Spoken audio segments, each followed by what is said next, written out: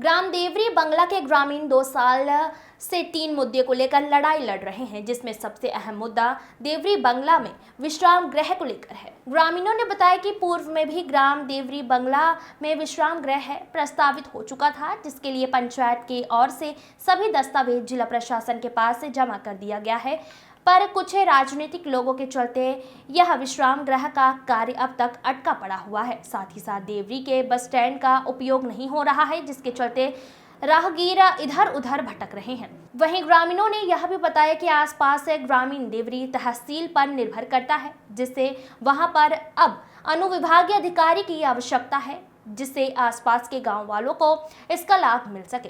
इसके लिए ग्रामीणों ने डोडी लोहारा पहुंचकर अनुविभागीय अधिकारी से मिलकर चर्चा की। ग्रामीणों का यह कहना है कि लगभग यह लड़ाई 2 साल से लड़ रहे हैं और जिला प्रशासन भी ध्यान नहीं दे रही है, जबकि सभी दस्तावेज पूर्ण हो चुका है, मगर कुछ राजनीतिक लोग अपनी रोटी सेकने के लिए इस काम पर टांग अड़ा रहे हैं। राजनेता लोग सिर्फ चुनाव के समय इस मुद्दे पर बात करते हैं, मगर जैसे ही चुनाव खत्म होता है उस मुद्दे को भूल जाते हैं। मगर यह ग्रामीणों के लिए अभी भी एक पहेली बनी हुई है। अगर जल्द ही जिला प्रशासन ध्यान नहीं देता तो आगे वाले लोकसभा चुनाव में फिर से चुनाव बहिष्कार की घोषणा की जा सकती है, क्योंकि पूर्व में विधानसभा चुनाव के समय ग्रामीणों ने चुनाव बहिष्कार की घोषणा की थी, मगर जिला प्रशासन के समझाइश के बाद चुनाव बहिष्कार को स्थगित किया गया था।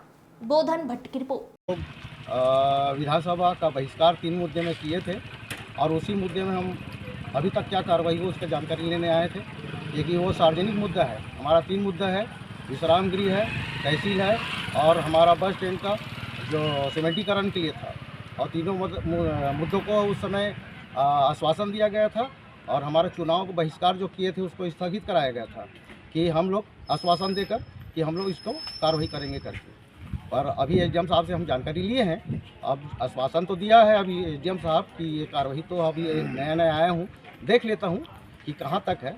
क्योंकि क्या है, हमारे गांव वाले आक्रोशित हो जाते हैं, क्योंकि क्या है, हमारा विश्राम गृह भी जो है विश्राम गृह अगर देवरी बंगला में ही बनता है और हम तो शासन से निवेदन करेंगे कि जिस गाँव के लिए आया है उसी गाँव में बनना चाहिए। नहीं तो क्योंकि क्या है, हमारा तहसील वाला भी विवाद में है, 2 गांव के बीच में फंसा हुआ है, विवाद बना रहता है। एसडीएम बैठाते तो हमारे क्षेत्र के कम से कम 65 पंचायत है, उसके अंदर भी जितने गांव हैं उनको सबको लाभ वहीं होता, क्योंकि एसडीएम भी वहां बैठता। हम लोग इसीलिए हमारा गांव वाला पूरे 65 पंचायत के अधिकारों के लिए लड़ता है, हमारा देवरी बंगला। और दूसरा बात, बस स्टैंड है, वहाँ धूल उड़ता है और धूल उड़ता तो प्रदूषण होता है, पूरा व्यापार है, व्यापारी लोग परेशान है। वहाँ होटल है, होटल से जो प्रदूषित चीज खाते हैं लोग बीमार पड़ते हैं। और दूसरी बात, बस स्टैंड है और बस स्टैंड में भी गाड़ी को क्या है टाइमिंग से रुकना चाहिए, तो बस भी नहीं घुसता है। तो हमारा बस स्टैंड का मतलब भी क्या हुआ, और ये रोड में गाड़ी खड़ा करते हैं, ये शासन को भी ध्यान देना चाहिए। ये जो मुद्दे की लड़ाई रहे हैं तो कितने साल से लड़ रहे हैं आप लोग? ये कम से कम हमारा ये 2 साल हो गया होगा। इसीलिए हम लोग चुनाव बहिष्कार किए थे, जब शासन और प्रशासन हमारा और राजनीतिक स्तर में अगर इनका इच्छा शक्ति होता है तो हमारे तहसील का मुद्दा भी ठीक हो जाता है। पिछले बार विधानसभा चुनाव बहिष्कार के उसके बाद कौन कौन का अधिकारी इसको संज्ञान में लिए थे? इसका संज्ञान तो हमारे प्रशासन की तरफ से एसडीएम साहब थे और हमारा तहसील स्तर पे हमारे तहसीलदार था और हमारे पुलिस विभाग का हमारा एसडीओपी साहब थे।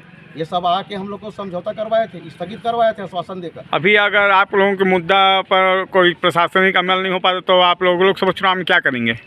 हम अभी यही इंतजार करते हैं, अगर शासन प्रशासन हमारा अगर ध्यान नहीं देता है, राजनीतिक स्तर के लोग भी, तो हम लोग आने वाला समय में भी अपनी आवाज़ उठाने के लिए अपने क्षेत्र के 65 पंचायत है उसके इतने अंदर जितने गांव उनके लिए आवाज़ उठाएंगे।